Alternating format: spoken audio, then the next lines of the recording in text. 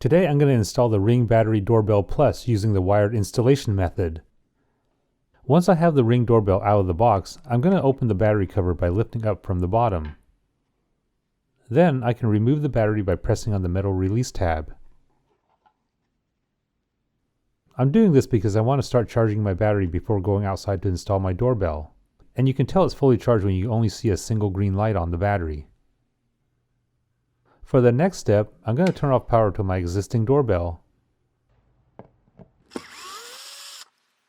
Now remove the mounting screws. Here I have a custom cast iron doorbell, but originally I had a typical looking plastic one that comes with almost every house. Once the mounting screws are out, pull the doorbell away from the wall to reveal the wires. At this point, keep the hardware bags handy. They're labeled A, B, C, and D for easy reference. To release the wires, just loosen the screws holding them onto the back of the doorbell. Today, I'm using the angled mounting plate which I'll place over the opening in the wall. To make this easier, I'm going to use one of the existing screw holes with the bottom of the plate. But at the top, I'll need to drill a tiny hole for the upper screw. To secure the mounting plate, I'm using the long screws from envelope C.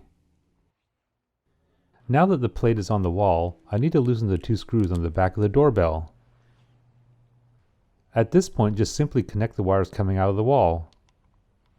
And it doesn't matter which screw the wires are connected to. Now that it's all wired up, I'll use 4 short screws from envelope C to secure the doorbell to the mounting plate. If you're not using the angled mounting plate, then you could just secure the doorbell directly to the wall using the same 4 screw openings I'm showing you now. You just have to drill 4 tiny holes in the wall first. The angled mounting plate is completely optional, but I know I can remove it later if I find I don't need it. Okay, now I'll turn the power back on and I can test my interior door chime. Right now it's working just like a normal doorbell.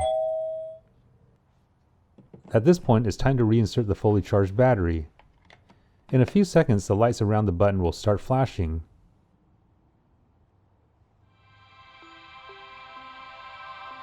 When you hear the musical tones and see the spinning lights, the Ring doorbell is ready to be connected to a smartphone. Now, download and install the Ring app for iPhone or Android.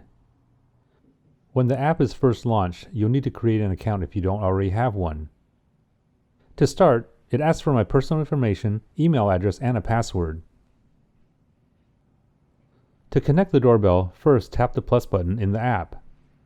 On the next screen, tap the doorbells button. Now I need to scan the QR code on the doorbell itself. So I'm just going to pop off the cover and scan the code on the side.